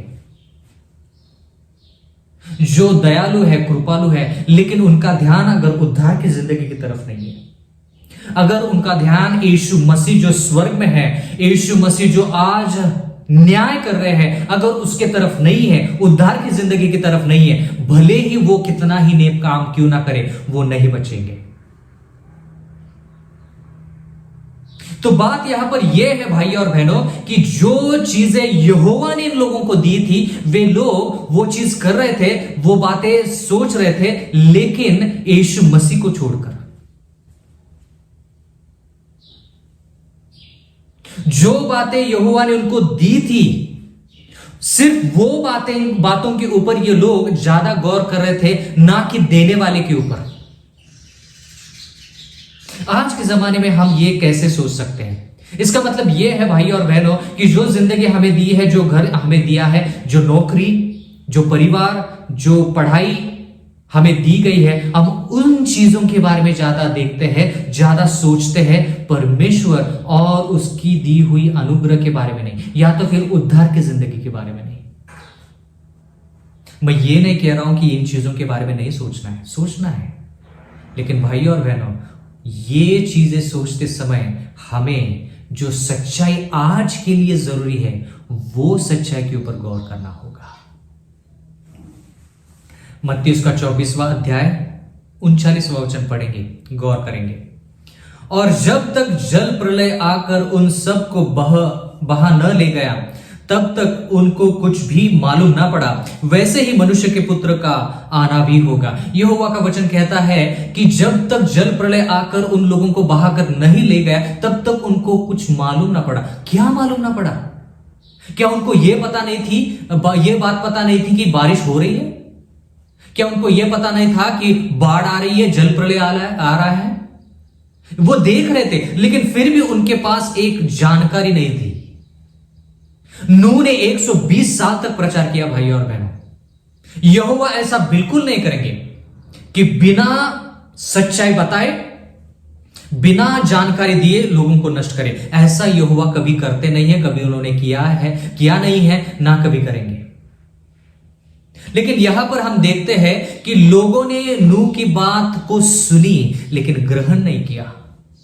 एक बात है कि हम सच्चाई को सुनते हैं और सच्चाई को स्वीकार करना, यह बहुत अलग बात है। इन दोनों में फर्क है। बहुत से लोगों को लगता है कि जब जिस शिद्दत से या तो फिर जैसे वो यहोवा का वचन सुनते हैं, उनको लगता है कि उनका काम खत्म हो गया। यहोवा का वचन कहता है कि ये लोग, उन्होंने सच्चाई भले ही सुनी, लेकिन वो अपनी जिंदगी में बदलाव नहीं करना चाहते थे। समझ में आ रही बात है? मतलब क्या? जैसे खाना खाते थे, जैसे वो जो कुछ खाते थे पीते थे, वैसे ही आगे चलाना चाहते थे। नूह ने भले ही उनको कहा होगा कि परमेश्वर की तरफ मुड़ो, यीशु मसीह की तरफ मुड़ो, उद्धार की जिंदगी के बारे में सोचो, उन्होंने कहा नूह से। आप मेरे साथ कल्पना कर सकते हैं। नूह तो जो कह रहा है ना, वो बहुत अच्छी बात है, लेकिन हम बदलाव नहीं कर सकते। हो सकता है कि उन्होंने मुंह पर ना बोला हो, लेकिन मन में उन्होंने ठान लिया कि भले ही नूह सच बोल रहा है, लेकिन हम बदलाव नहीं करना चाहते। क्यों बदलाव करें? सब कुछ तो मिल रहा है, नौकरी है हमारे पास, हम क्यों बदले? हमारा परिवार ठीक है, हमारे बीच में अगर कोई बीमार पड़ जाता है तो उसको अस्पताल लेके जा सकते हैं, उसके लिए हमारे पास काफी पैसा है, हमारा नाम है समाज में। हमें बदलाव करने की क्या जरूरत है? हम खुश हैं जैसे है, हम वो खुश है, तो हमें बदलाव करने की क्या जरूरत है? हाँ, अगर इन चीजों में जो मैंने अभी कही, इन चीजों में अगर हमें तकलीफ हो जाती है और अगर हमें पता चलता है कि यहोवा उस तकलीफ को सुलझा सकता है, तब हम यहोवा के पास जाएंगे। समझ में आई बातें? लोग कैसे सोचते हैं, कैसा उनका विचार होता है। भाई और बहनों, क्या ये भाषा आपके मन तक पहुंच रही है? अगर आप अमीर इंसान के पास जाएंगे और उससे कहेंगे कि उसको यीशु मसीह की जरूरत है, तो वो कहेगा कि दिया हुआ यीशु मसीह ने सब कुछ है। अगर आप उनसे कहोगे कि यीशु मसीह जल्द आने वाले हैं, हम दुनियादारी से बाहर आकर पवित्र जिंदगी जीनी चाहिए, हमें लोगों को मदद करनी चाहिए, तो बहुत सारे लोग आपसे कहेंगे, मन में कहेंगे, हो सकता है कि वो आपके मुंह पर ना बोले, लेकिन मन में कहेंगे कि हमें बदलाव करने की कोई जरूरत नहीं है। लोग यीशु मसीह के पास कब आते हैं भाई और बहनों? आमतौर पर जब उनको उनकी दी हुई चीजें जो है, उनके पास जो चीजें हैं, वो अगर उनको जरूरतें जो उनकी है वो पूरी नहीं करते, और अगर उनको पता चलता है कि यीशु मसीह वो जरूरतें पूरी कर सकते हैं, तो उन जरूरतों की वजह से वो यीशु मसीह के पास आते हैं। बदलाव एक जरूरत। भाई और बहनों, सच्चाई आगे बढ़ रही है, सच्चाई और गहरे होती जा रही है, लेकिन हम लोग हैं कि बहुत पीछे रह गए हैं। सच्चाई के साथ हमें कदम बढ़ाना है। आज के दिन के लिए कौन सी सच्चाई है वो आपको और मुझे जानना है, चाहे वो सेहत के बारे में हो, चाहे वो रूहानी जिंदगी के बारे में हो, चाहे वो शारीरिक हो, चाहे वो आत्मिक हो। हमें सब नियमों का पालन करना होगा। ये आज की सच्चाई है। भाई और बहनों, यहोवा ने पुराने नियम में मांसाहार खाने की इजाजत दी है, लेकिन वो सच्चाई आज हमारे लिए नहीं है। वो उन लोगों के लिए थी, उस वक्त के लिए थी। हमारे लिए आज यहोवा का वचन कहता है कि जो भी साग पात या तो फिर साग सब्जी, फल, अनाज, सूखा मेवा, ये जो है ये हमारे सेहत के लिए अच्छी है। भाई और बहनों, पुराने नियम में जो लोग थे वो न्याय के समय में नहीं थे, हम न्याय के समय में हैं। इसलिए पहले स्वर्गदूत का संदेश हमें यह बताता है, प्रकाशित वाक्य उसका 14वां अध्याय 6 और 7 में, कि परमेश्वर से डरो, उसकी महिमा करो, क्योंकि न्याय का समय आ पहुंचा है। यह सच्चाई है आज की। परमेश्वर का वचन कहता है आगे, अगर आप पढ़ेंगे, बाबुल जो है वो गिर पड़ा है क्योंकि उस बाबुल ने अपने व्याभिचार की कोपमय मदिरा पूरी जाति को पिलाई है। आगे बढ़ेंगे तो आपको यह भी पता चलेगा कि अगर कोई उस पशु की छाप और उसकी मूर्ति और उसका छाप को माथे पर और हाथ पर छाप बना लेता है, तो वो परमेश्वर के प्रकोप में, अग्नि और गंधक में वो नाश पाएगा। इसका मतलब ये है भाई और बहनों, आने वाले समय में हम राष्ट्रीय रविवार के कानून का सामना करने वाले हैं, लेकिन उसका सामना करने के लिए क्या हमारी जिंदगी यीशु मसीह के साथ एक है? राष्ट्रीय रविवार का कानून नूह के समय में नहीं था, मूसा के समय में नहीं था, ना कि यीशु मसीह के समय था। राष्ट्रीय रविवार का कानून मतलब हर किसी को 7वां दिन पवित्र जो है, शबत दिन जो है, उसे छोड़कर हर किसी को रविवार को दिन जो है वो पवित्र मनाना है। ऐसा नियम आने वाला है। क्या हम उस नियम का सामना करने के लिए आज तैयार है? वो है सच्चाई। नूह ने कभी राष्ट्रीय रविवार के बारे में नहीं कहा, राष्ट्रीय रविवार के कानून के बारे में कभी जिक्र नहीं किया। उस वक्त की जो सच्चाई थी उसके अनुसार नूह चला, लेकिन इस वक्त की जो सच्चाई है भाई और बहनों, हमें उसके अनुसार चलना होगा। परमेश्वर से डरना भाई और बहनों मतलब परमेश्वर के आज्ञाओं का पालन करना, परमेश्वर को महिमा देना मतलब उसका चरित्र प्रकट करना। आगे बढ़ेंगे। लूका की किताब उसका 17वां अध्याय और 26वां वचन लिखता है, जैसे नूह के दिनों में हुआ था वैसे ही मनुष्य के पुत्र के दिनों में भी होगा। हमने पढ़ा आगे 27वां वचन, लूक 17 का 27, जिस दिन तक नूह जहाज पर न चढ़ा उस दिन तक लोग खाते पीते थे और उनमें ब्याह शादी होती थी। वही बातें लूक भी कह रहा है। तब जल प्रलय ने आकर उन सब को नाश किया। भाई और बहनों, जब जल प्रलय आया और उनको बहाकर लेके गया, यहोवा का वचन कहता है कि उनको कुछ बातें पता नहीं थी। कौन सी बातें पता नहीं थी? अगर आप उस कहानी को अच्छी तरह से पढ़ेंगे, उस हादसे को, उस घटना को अच्छी तरह से पढ़ेंगे, तो आपको पता चलेगा भाई और बहनों कि जब नूह और उसका परिवार जहाज के अंदर चला गया, जानवर उस जहाज के अंदर चले गए, तो स्वर्गदूत ने आकर वो जहाज का दरवाजा बंद किया। 7 दिन तक बारिश ना हुई। दरवाजा बंद करने के बाद 7 दिन तक बारिश नहीं हुई। 7 दिन के बाद जब बारिश होने लगी, जल प्रलय जब आया, तो वो लोग जो थे, जो जहाज में नहीं थे, वो बहकर जा रहे थे। लेकिन उन्होंने सोचा कि हो सकता है कि अभी भी हमारे पास समय है कि हम जहाज के पास जाए और नूह से कहे कि जहाज का दरवाजा खोल दे ताकि हम अंदर आ सके। लेकिन यहोवा का वचन कहता है कि उनको एक बात पता नहीं थी। वो भले ही जहाज की तरफ जा रहे हो, लेकिन वो एक बात उनको पता नहीं थी, और वो ये है कि उनका बदलने का जो समय है वो समय कब का बंद हो चुका है। वो अनुग्रह का जो समय है, जो समय यहोवा ने उसको दिया, उन लोगों को दिया था, वो समय 7 दिन पहले, मतलब जब वो दरवाजा बंद हुआ जहाज का, उसी वक्त सबका जो समय है वो खत्म हो चुका था। ये बात इन लोगों को पता नहीं थी, इसलिए जब जल प्रलय आया तो ये लोग जहाज की तरफ जा रहे थे, सोच रहे थे कि फिर एक बार वो नूह को बताएंगे और दरवाजा खोला जाएगा और वो अंदर जाएंगे। भाई और बहनों, जब हमारा समय, न्याय का समय खत्म हो जाएगा, हर किसी के लिए वो अलग अलग है। अगर आज आपका न्याय हो जाता है तो क्या आप यीशु मसीह में पाए जाएंगे? ये बात गौर करने वाली बात है।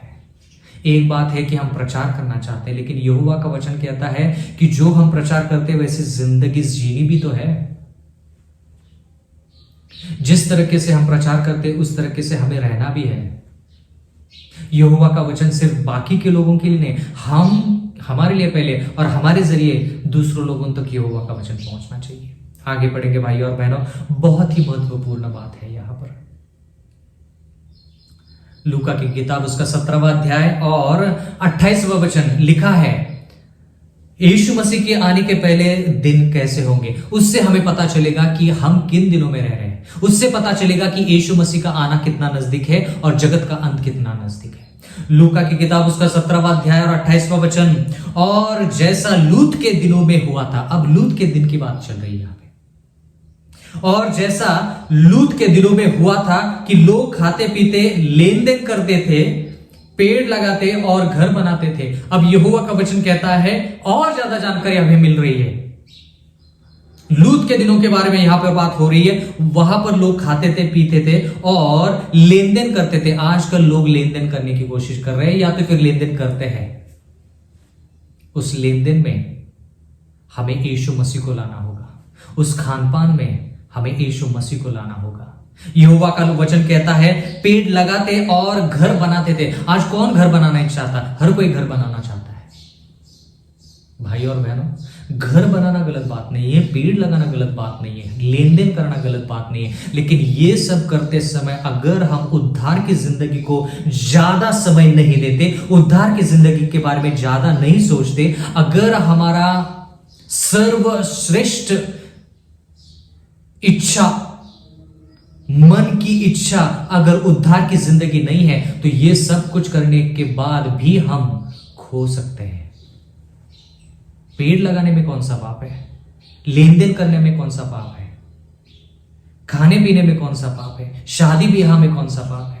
यहोवा का वचन कहता है कि ये बातें भले ही यहोवा ने हमें दी हो, लेकिन देने वाले को अगर हम भूल जाते हैं, उद्धार की जिंदगी को हम सर्वश्रेष्ठ स्थान नहीं देते, तो ये सब चीजें हमारे साथ नष्ट हो जाएगी। ये चीजें हमारे नाश का कारण बन जाएगी। ये सच्चाई है अभी के लिए। अगर हमें किसी की जरूरत है तो वो यीशु मसीह की सबसे ज्यादा।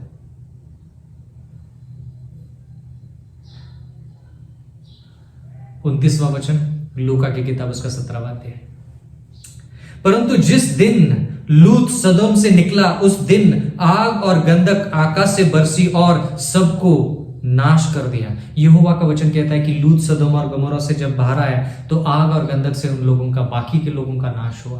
क्यों? क्या हम हमारी नौकरी के बारे में ज्यादा सोचते हैं? अगर हम हमारा समय ज्यादा लोगों में बिताते हैं ना कि परमेश्वर के साथ, अगर हम हमारी जो पढ़ाई है उसको ज्यादा महत्व देते हैं यीशु मसीह से बढ़कर, तो वो पढ़ाई हमारा परमेश्वर बन जाती है। भाई और बहनों, मूर्ति पूजा या तो फिर अलग अलग देवता हमारे जिंदगी में होने के लिए जरूरी नहीं कि हम हिंदू हो। जरूरी नहीं कि हम हिंदू होने के बाद ही हमारी जिंदगी में बहुत सारे देवी देवता आएंगे, जरूरी नहीं है। जो कोई खुद को मसीह कहता है और कहता है कि मैं सिर्फ एक ही जीवित परमेश्वर को मानता हूं और उसकी इबादत करता हूं, अगर वो यहोवा को जैसा स्थान उनको देना चाहिए उससे बढ़कर बाकी के चीजों के बारे में अगर सोचता है तो वो चीजें उनका परमेश्वर हो गया है। लूका की किताब उसका 17वां अध्याय और 30वां वचन, मनुष्य के पुत्र के प्रकट होने के दिन भी ऐसे ही होंगे। मतलब यहोवा का वचन कहता है कि लोग जैसे वो जिंदगी जी रहे हैं उनमें बदलाव नहीं करना चाहते, भले उन्होंने सच्चाई सुनी है।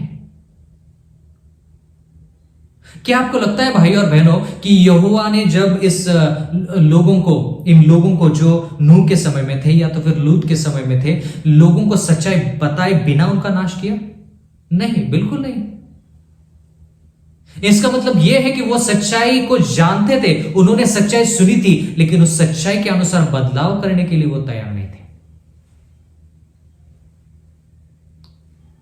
बहुत बार ऐसा हो जाता है कि जब कोई प्रचार करता है तो लोग कहते हैं कि बहुत अच्छा संदेश था, मन को छूने वाला संदेश था, लेकिन अगर आप उसी इंसान से पूछेंगे कि संदेश के अनुसार क्या आप बदलना चाहते हैं, हो सकता है कि उसका जवाब ना हो।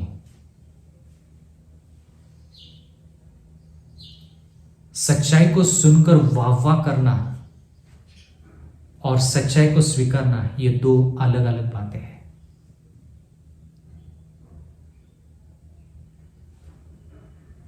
कल्पना कीजिए, उदाहरण के तौर पर एक परिवार है। मैं आपको एक उदाहरण देना चाहता हूं और उसके जरिए मैं आपको बताना चाहता हूं कि लोग बदलाव नहीं करना चाहते। एक परिवार है, उस परिवार में एक 4 पहिए की गाड़ी है जो पिताजी इस्तेमाल करते हैं, माँ इस्तेमाल करती है और बेटा और बेटी भी इस्तेमाल करती है। और हो सकता है कि वो चारों जो है वो गाड़ी का इस्तेमाल अलग अलग समय करते हैं दिन में। तो पिताजी कहते हैं कि इस गाड़ी को इस्तेमाल करने के बाद उसकी जो चाबी है ना, वो चाबी इस कील को लगाना ताकि मुझे वो चाबी अच्छी तरीके से मिल जाए, सही समय पर मिल जाए। अगर आप उस चाबी की जगह बदल देंगे तो वो मुझे पसंद नहीं है। मैं चाहता हूं कि वो चाबी मुझे सही समय पर मिले। अगर आप उसकी जगह बदल देते हैं तो मुझे भी बदलना होगा ताकि वो चाबी मुझे मिल जाए। मुझे भी ढूंढने के लिए अलग जगह जाना होगा जहां पर आपने वो चाबी रखी है ताकि वो चाबी मुझे मिल जाए। साधारण सा उदाहरण मैं आपको बता रहा हूं। लोग बदलाव नहीं करना चाहते। लोग चाहते कि जहां पर चाबी रखी है वहीं पर चाबी रहे। मैं ये नहीं कह रहा हूं कि चाबी में कोई गलती है या तो फिर वो वैसा नहीं होना चाहिए, लेकिन आप समझ रहे हैं कि मैं क्या कह रहा हूं। सच्चाई को सुनना एक बात है और सच्चाई को सुनने के बाद बदलाव लाना ये बहुत ही अलग बात है। भाई और बहनों, नूह के समय में हो या तो फिर लूत के समय में हो, ये बात नहीं है कि उनको सच्चाई पता नहीं थी। बात ये थी कि सच्चाई के अनुसार वो बदलने के लिए तैयार नहीं थे। वो सोच रहे थे कि जैसे है वैसे चलने दो, हमें बदलने की कोई कोशिश मत करो। क्या हम वैसे हैं?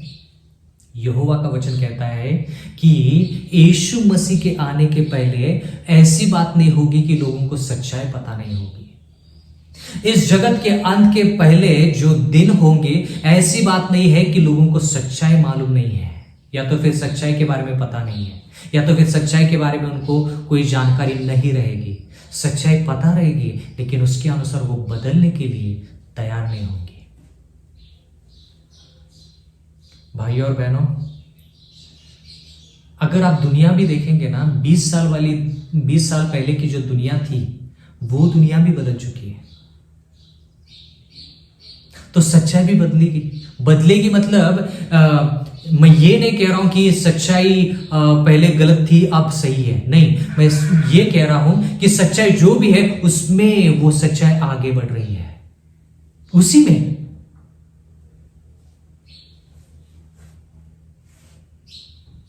जैसे हम 20 साल पहले थे वैसे हमारी रूहानी जिंदगी आज नहीं हो सकती। भाई और बहनों, हमें बदलना होगा।